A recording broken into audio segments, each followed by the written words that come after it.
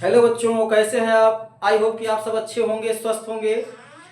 बच्चों, हम लोग कक्षा 12 फिजिक्स सेकंड चैप्टर पढ़ रहे हैं, जिसमें आज हम लोग सीखेंगे बिंदु आवेश के कारण किसी बिंदु पर वैद्युत विभव। जैसे कि इसके पहले आप लोग पढ़ चुके हैं फर्स्ट चैप्टर में, बिंदु आवेश के कारण किसी बिंदु आवेश के कारण वैद्युत क्षेत्र की तीव्रता। ध्यान दीजिए, थोड़ा सा याद कीजिए, याद आ जाएगा। बिंदु आवेश के कारण वैद्युत क्षेत्र की तीव्रता पढ़े थे। अब यहां पर क्या पढ़ेंगे? बिंदु आवेश के कारण वैद्युत विभव।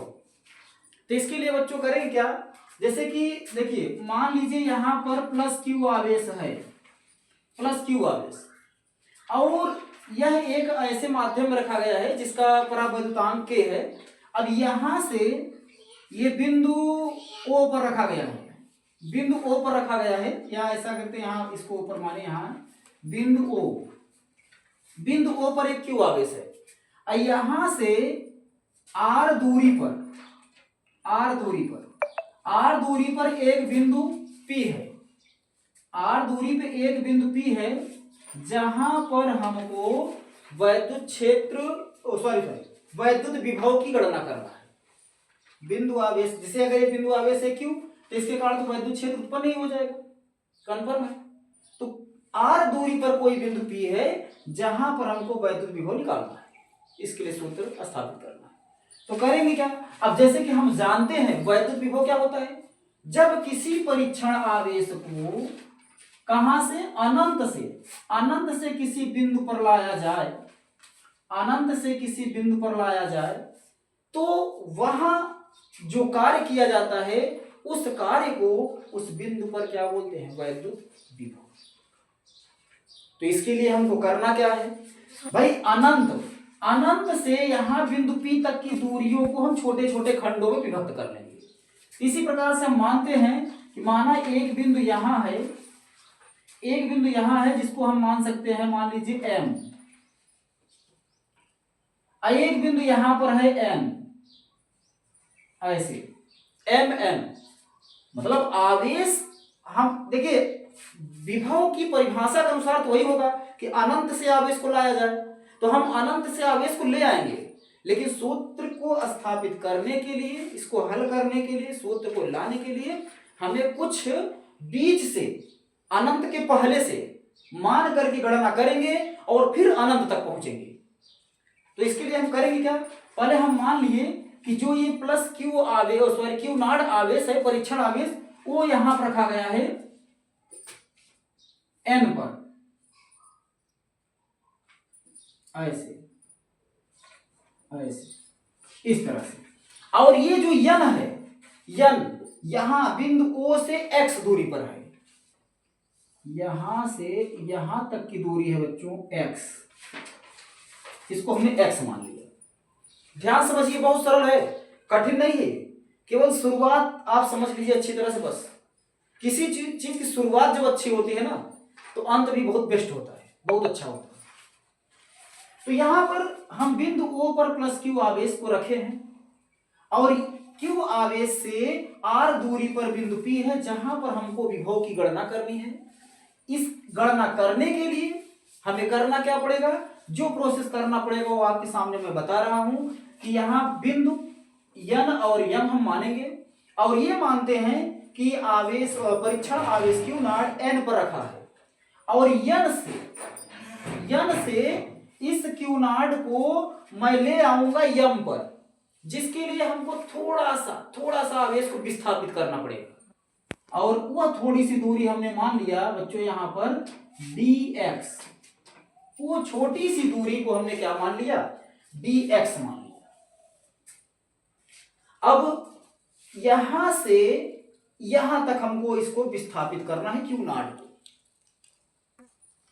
ध्यान ये देना है, ध्यान क्या देना है? देखिए, जैसे ये प्लस है Q, यहां प्लस क्यू नॉट है परीक्षण आवेश, तो दोनों आवेशों के बीच में एक बल कार्य करेगा, दोनों आवेशों के बीच में एक बल कार्य करेगा कूलॉम के नियमानुसार।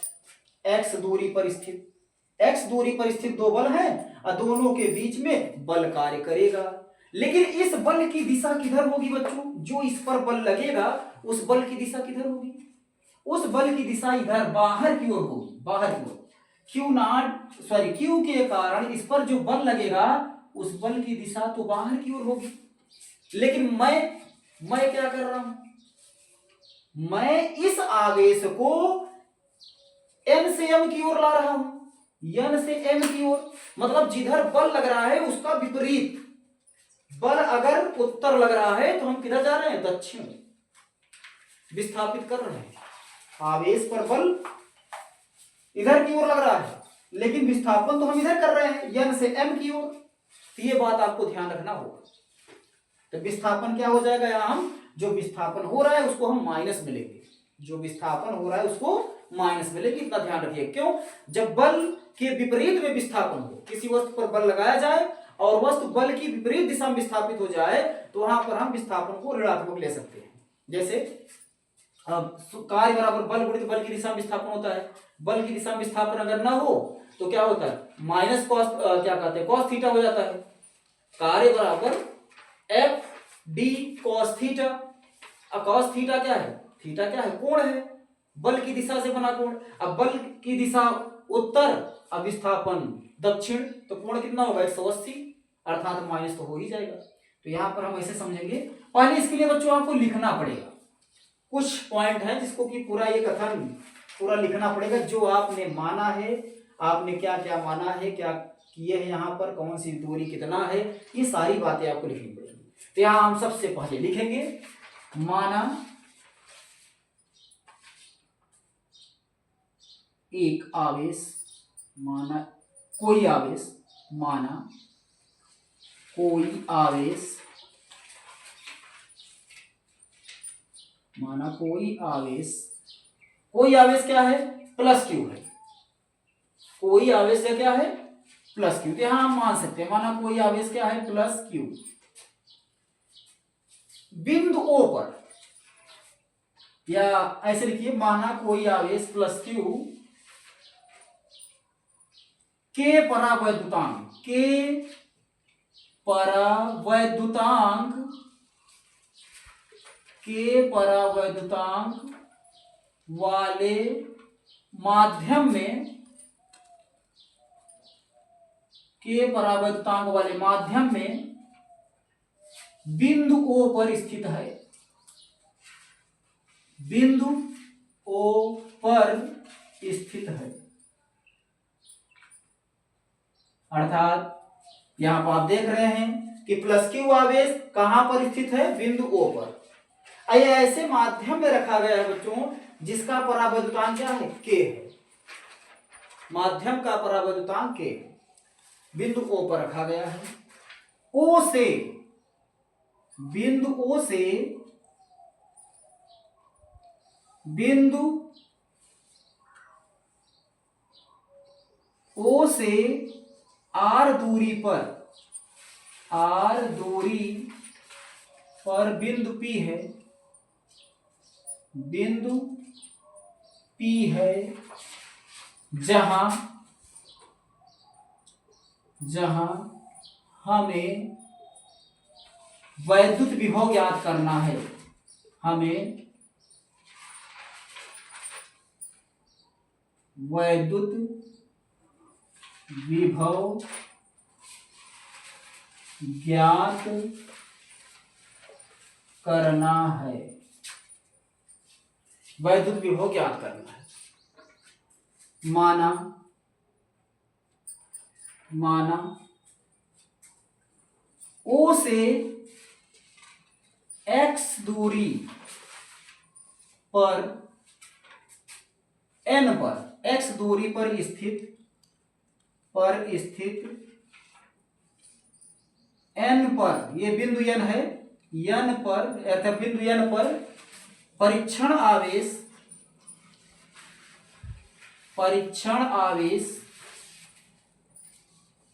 Q नॉट रखा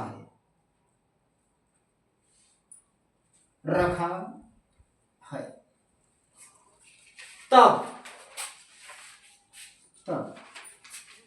तब कूलाम के नियम से बच्चों, कूलाम के नियम से यहां लिखेंगे तब कूलाम चाचा का नियम क्या है?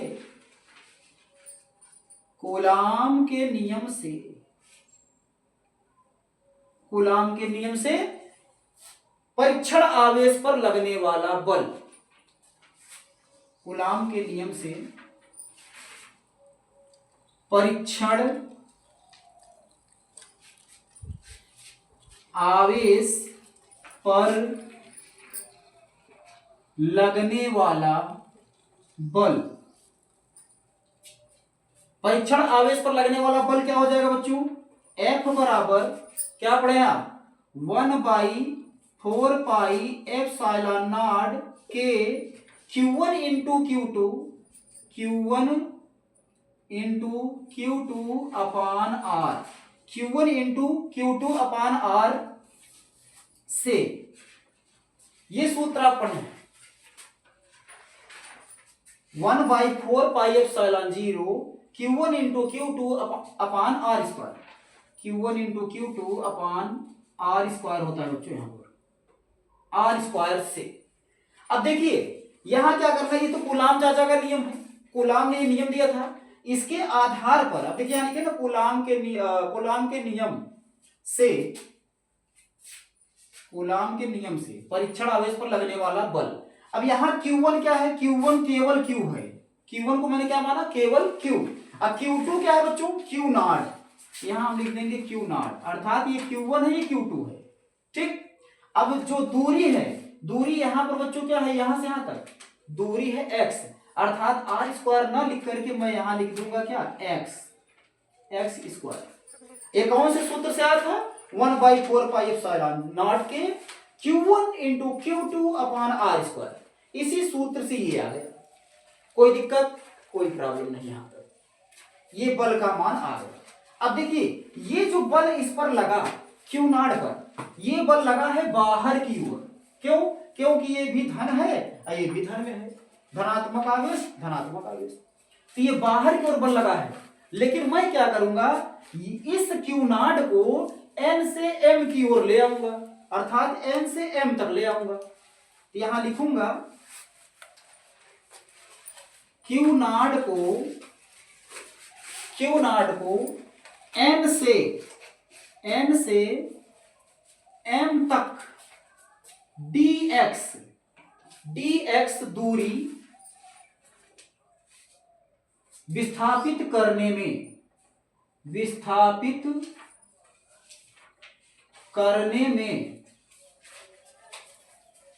में बल के विरुद्ध किया गया कार्य, बल के विरुद्ध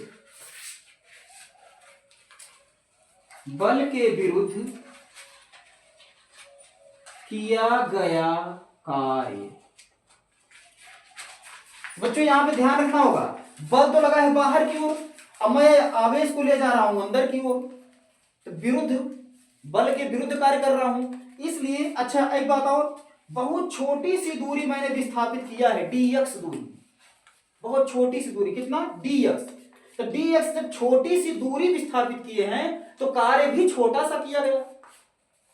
जब कार्य छोटा सा किया गया है तो उस कार्य को मैं मानूंगा dw, छोटा सा कार्य है dw कार्य, बराबर क्या होगा? बल गुणित बल की दिशा में विस्थापन।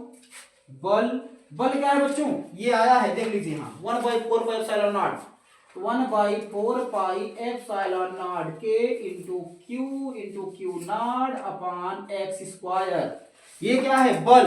अब बल गुणित बल की दिशा में विस्थापन, तो बल की दिशा में विस्थापन, लेकिन हम दिशा में कहां विस्थापन कर रहे हैं? हम तो विपरीत कर रहे हैं ना, इसलिए यहां हम लिख देंगे बच्चों -dx। इतनी बात समझ में आ गई होगी, इतनी बात तो समझ में आ गई होगी आप लोगों को। क्या करना है?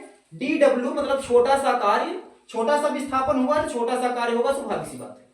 तो अब क्या है? 1/4πε0 के Q1 इंटू Q2 क्या है? Q not upon x square, ये तो बल है, बल का मान आप निकाल चुके हैं। अब इंटू में क्या करेंगे? यहाँ पर बल गुणित बल की दिशा में विस्थापन होता है, लेकिन विपरीत में हो रहा है, इसलिए यहां हमने क्या लगा दिया? माइनस लगा दिया। आगे हल कीजिए इसको, या डी डब्ल्यू बराबर हो जाएगा बच्चों यहाँ माइनस को अगर हम बाहर लें तो माइनस बाहर आ जाएगा। अब बचा क्या 4 पाई एप्सिलॉन नॉट के इंटू क्यू क्यू नॉट कितना आ जाएगा अपान एक्स स्क्वायर यहाँ आ जाएगा dx। तो ये जो कार्य है बच्चों केवल dx विस्थापन के लिए हुआ है। कहां से कहां तक हुआ है n से m तक, n से m तक। अगर मैं इस आवेश को अनंत से ले आता, अगर मैं इस आवेश को कहां से ले आता अनंत से ले आता, तब मैं यहां पे क्या रखता, जब अनंत से ले आता यहां लिखेंगे यदि आवेश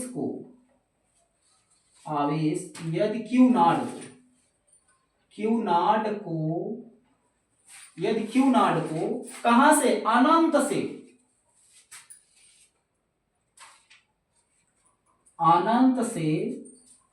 कहां तक लाए बच्चों P तक, अनंत से P तक लाएं तो किया गया कार्य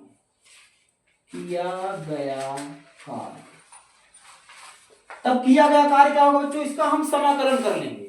मतलब जो छोटे कार्य होंगे अनंत से यहाँ P तक आने में छोटी दूरी, मतलब पूरी दूरी को छोटे खंडों में बांट लिए थे। तो एक खंड के लिए इतना सूत्र निकल कर आया था किसी एक खंड dx के लिए। तो इसी प्रकार से बहुत ढेर सारे खंड होंगे, सब के लिए मैं निकालूंगा तो यहाँ पे समाकलन कर दूंगा, ये आ जाएगा dw समाकलन, इंटीग्रेशन समाकलन। कहां से हुआ ये समाकलन, कहां से हुआ अनंत से कहां तक आएगा बच्चों r तक। अनंत से जैसे यहां से यहां तक आया था, तो अब क्या आएगा अनंत से लेकर कहां तक आएगा यहाँ बिंदु P, मतलब अनंत से r तक। तो यहां लिखेंगे इनफाइनाइट से कहां तक r तक, इसको ये लिखने का तरीका है इनफाइनाइट अनंत से r तक, ये इसकी सीमा है। मतलब dw छोटे कार्यों की गणना जो हो रही है, पूरा समाकलित हो रहा है पूरा, ये कहां से कहां तक के कार्यों का हो रहा है, अनंत से लेकर r तक ले आने में जितना कार्य किया गया है वही सिस्टम यहां पर कर दीजिए। इंटीग्रेशन अनंत से कहां तक बच्चों r तक, बाकी इसको पूरा लिख लीजिए -1/4 पाई एप्सिलॉन नॉट के Q not upon x square यहां पे आ जाएगा dx। ऐसे इतना तो आप लिख लेंगे आराम से, गणित में समाकलन वगैरह पढ़ाया जाएगा आप लोगों को कक्षा 12 में। और अब यहां पे देखिए क्या करना है, इसका नियम क्या है, जो चीज कांस्टेंट है, जो नियतांक है, जो बदलने वाला नहीं है, स्थिर है जिसका मान, उसको आप बाहर कर लीजिए। तो यहां देखिए क्या क्या नहीं बदलेगा। अच्छा, इसके स्थान पर ये पूरा कार्य आ गया बच्चों, ये छोटे कार्यों का समाकलन हो गया, पूरा कार्य आ गया। इसको मैं ऐसे लिख सकता हूं, ये इसके जगह बड़ा W लिख देंगे, बड़ा कार्य, कोई दिक्कत नहीं। ये पूरा कार्य क्या हो जाएगा, देखिए यहां पे माइनस, ये माइनस है ना, माइनस बाहर आ जाएगा, क्या आया 1/4 पाई एप्सिलॉन नॉट और यहाँ पे k है और क्यू नॉट बाहर आ जाएगा। ये इतना बच्चों बाहर आ जाएगा, अंदर क्या बचा, ये इनफाइनाइट से r तक। अब जो बचा है उसको लिख दीजिए आप, तो बचा क्या है एक्स स्क्वायर, यहां आ जाएगा dx। ये इतना बचा है एक्स स्क्वायर बटा dx। तो इसको आप लोग नोट कर लीजिए, फिर इसको हम रफ करेंगे आगे इसके यहां पर हल करवाएंगे। पहले इसको आप लोग लिख दीजिए, तो लिखिए फिर इसको हम रफ कर देंगे।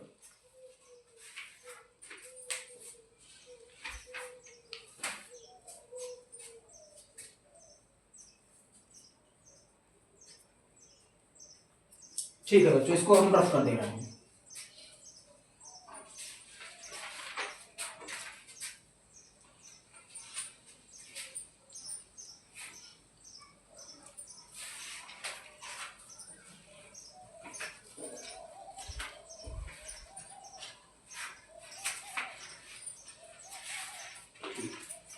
आइए इसको एक बार फिर से लिख ले रहे हैं। W बराबर क्या है माइनस 1/4 पाई एप्सिलॉन नॉट के क्यू नॉट, और उसके बाद आ गया ये इनफाइनाइट से लेकर के आर तक है। और यहाँ पर देखिए 1/x² लिखा है, और इसको अगर हम अंश में ले जाना चाहें तो ये हो जाएगा x⁻⁻2, और यहाँ पर आ जाएगा dx ऐसे। अब ये बच्चों क्या है, समाकलन है, ये समाकलन है।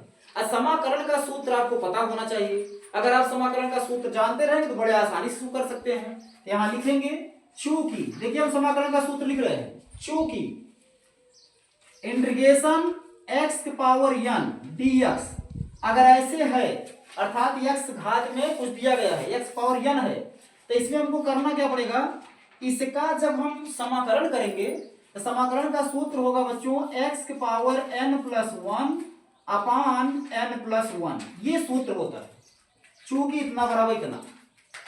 इसलिए बच्चों अब इसको हम रखेंगे, इसी के आधार पर इसको लिखेंगे, लेकिन इसका तरीका क्या होगा ये आप समझिए।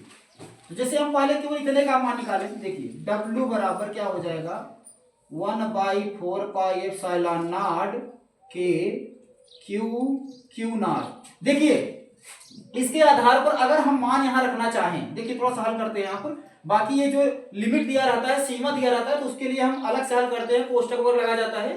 बायो वाले बच्चों को थोड़ा समस्या हो सकता है, अब बाकी मैथ वाले समस्या नहीं होगी, क्योंकि अभी अगर पढ़े होंगे तो ठीक है, नहीं पढ़े होंगे तो आगे मैथ में आप लोग पढ़ेंगे, ये तो पढ़ना पड़ेगा, ये समाकलन करना पड़ेगा। तो थोड़ा सा हम समझाने का प्रयास कर रहे हैं, आप लोग भी थोड़ा धैर्य रखिए, समझ में आ जाएगा। पहले हम केवल इंटीग्रेशन, अभी लिमिट हम नहीं लिख रहे हैं, मैं लिमिट नहीं लिख रहा हूं, केवल इंटीग्रेशन देखें तो x⁻⁻2 है, इसका इंटीग्रेशन करना है हमको, समाकलन करना है। सूत्र क्या कहता है, देखिए यहां लिमिट नहीं लगी है, ये सूत्र है, इसका सूत्र क्या कहता है, x की जो भी घात है उसमें एक जोड़ दीजिए ऐसे। तो अब बताइए आप, यहां एक प्लस है माइनस है, घट जाएगा, दो में से एक गया तो एक बचा, वो भी किसमें, माइनस में, यहां बच्चों क्या बचेगा, माइनस में। अगर मैं लिखना चाहूं इस माइनस को तो मैं कहीं भी लिख सकता हूं, मान लीजिए मैं यहां लिख दूं, बटा लगा दूं, ये x⁻⁻1 है ना, जब ये नीचे जाएगा तो क्या हो जाएगा, प्लस हो जाएगा, अर्थात x⁻+, अब हम एक लिखे या ना लिखे, इस प्रकार से इसका जो टोटल बना क्या बना, ये बन गया -1/x। अर्थात अब देखिए इसमें अंतर क्या है, क्या करना पड़ता है, ये सूत्र आया -1/x आया, कितने का, इसका आया, कब, जब लिमिट नहीं दी गई है तब। अगर यहां लिमिट दी जाए बच्चों तो इसके लिए क्या लगता है, अगर यहां लिमिट दे दी जाए तब क्या लगेगा, तो सरल है, कुछ करना नहीं है। अब इसमें लिमिट अगर लग जाए तो हम यहां ऐसे कर देंगे, ऐसे इस तरह से, तब इस तरह लगा देंगे, यहां पर लिमिट को लिख देंगे ऐसे, कोई दिक्कत। अगर लिमिट लग जाएगी तो करना नहीं कुछ, केवल इसी नियम से आप समाकलन करेंगे, और लिमिट लगी रहेगी तो बड़ा कोष्टक लगा के यहां लिमिट लिख देंगे, कोई प्रॉब्लम। अब तो समझ में आ गया होगा। तो चलिए इसी आधार पर हम इसको हल करते हैं, आइए देखते हैं इसको। तो इस प्रकार से आप देख रहे हैं कि हमने हल कराया जब, तो ये इंटीग्रेशन जो दिया गया है लिमिट के साथ में दिया गया है, जब लिमिट के साथ में दिया रहेगा तो हम कोष्टक लगा देंगे, और जो आया है उसको लिखेंगे बच्चों ऐसे ज्यों का त्यों। अब बाकी ये लिमिट अब यहां लग जाएगी इनफाइनाइट, यहां लगा देंगे r, बस इतना, ये हल हो गया, अब कोई दिक्कत नहीं। अब आगे देखिए क्या हल होगा इसका, अब इसको भी तो हल करना पड़ेगा, इसको हल करने का तरीका क्या है, बड़ा कोष्टक कैसे हटेगा बच्चों, ये ध्यान रखना होगा। देखिए इसमें क्या करेंगे, एक बार मैं यही पूरा लिखूंगा, -1/x, -1/x, x के स्थान में मैं ये लिख दूंगा r, ये। अब उसके बाद दोबारा मुझको माइनस लगाना पड़ेगा, अब फिर मैं यही चीज लिखूंगा 1/x, लेकिन इस x के स्थान पे लिखूंगा ये। एक बार उच्च सीमा, एक बार निम्न सीमा रखी जाती है यहां पर, तो बड़े आराम से आप देख रहे हैं कि कोई दिक्कत नहीं है। अब देखिए यहां थोड़ा सा माइनस आ गया है, अगर माइनस ना दिया हो तो कैसे करेंगे, देखिए अगर ये 1/x पावर यहां पे आया होता r और यहां इनफाइनाइट, इसको समझिए, इसमें क्या करना है, एक बार x के स्थान पे r लिख देना है, अब माइनस करके एक बार x के स्थान पे इनफाइनाइट लिख देना है। जैसे 1/x, x के स्थान पे r लिख देंगे, माइनस का चिन्ह लगाइए, फिर यही चीज लिखेंगे लेकिन x के स्थान पे इनफाइनाइट लिख देंगे बस। लेकिन अब यहां माइनस लगा है इसलिए बच्चों यहां माइनस लगाएंगे, यहां माइनस लगाएंगे, इस तरह से हमको करना पड़ेगा। तो आइए इसी तरह से इसको हल करते हैं।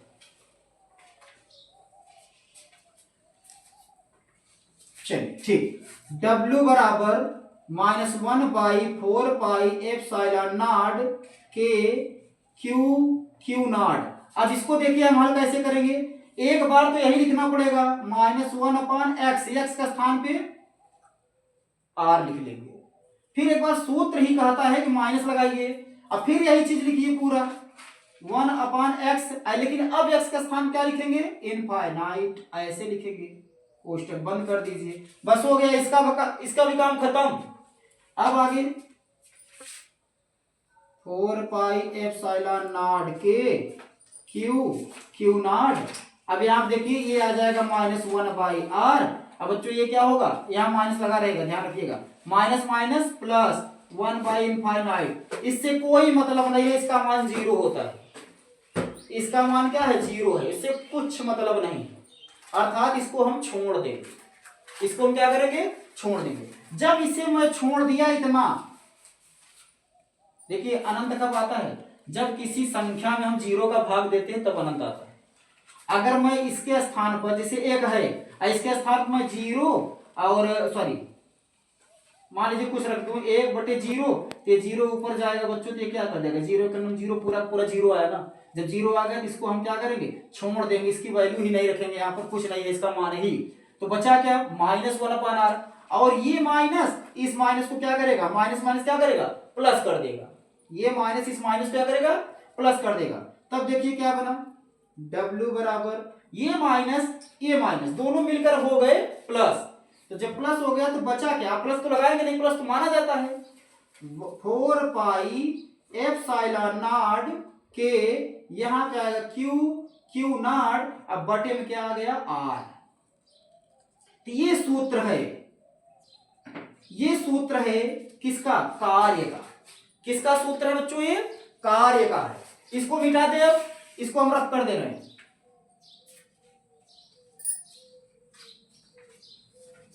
आगे देखिए, ये कार्य का सूत्र है।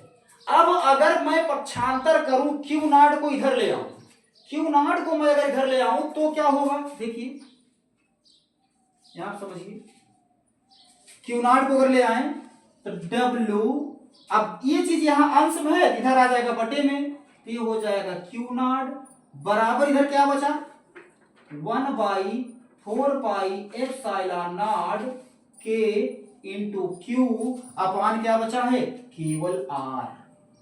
अब बच्चों आपको विभव की परिभाषा में बताया गया कि अनंत से किसी आवेश को क्षेत्र में लाने में, किसी बिंदु पर लाने में किया गया कार्य। तो ये जो कार्य हुआ है कहां से, अनंत से हुआ है, अनंत से यहाँ P तक लाने में, R तक ले आने में किया गया कार्य है, अर्थात ये W/Q।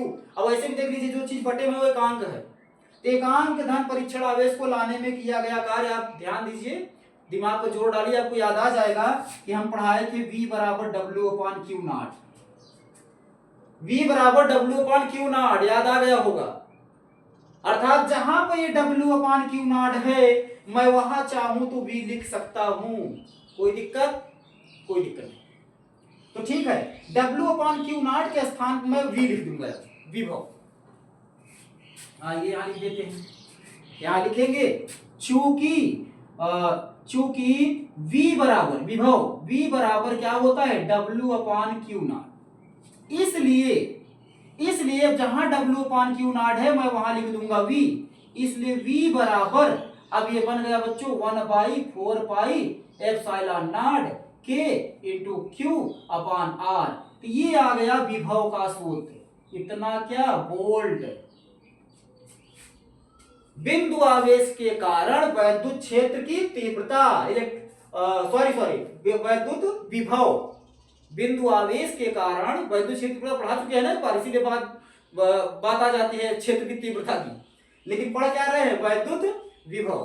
तो बिंदु आवेश के कारण वैद्युत विभव का ये सूत्र है, V बराबर 1/4πε0 के Q/R। कोई दिक्कत नहीं है, अब आपको समझ में आ गया होगा अच्छी तरह से। यहां पर करना क्या है बच्चों, एक चीज और देखिए, यहां पर हमने K लगाया है। क्यों लगाया, क्योंकि यह ऐसे माध्यम में रखा गया है जिसका परावैद्युतांक K होता है। अगर माध्यम निर्वात हो जाए या वायु हो जाए तो यहां लिखेंगे निर्वात अथवा वायु के लिए, निर्वात अथवा वायु के लिए बच्चों क्या होता है, K बराबर 1 होता है, K बराबर 1 होता है। अतः निर्वात अथवा वायु के लिए अगर पूछा जाए तो V का मान क्या हो जाएगा, 1/4πε0। अब यहाँ 1 रख देंगे, कोई दिक्कत नहीं, हट गया, Q/R आ गया, ये इतना आ गया वोल्ट। तो इस प्रकार से ये सूत्र है कि बिंदु आवेश के कारण किसी बिंदु पर वैद्युत क्षेत्र की तीव्रता। तो मेरे प्यारे वीरों, अब तो आप इसमें विजेता हो गए होंगे, आपको अच्छी तरह समझ में आ गया होगा। तो ठीक है, इसके बाद फिर अगली वीडियो मिलेंगे। वीडियो देखने के लिए धन्यवाद।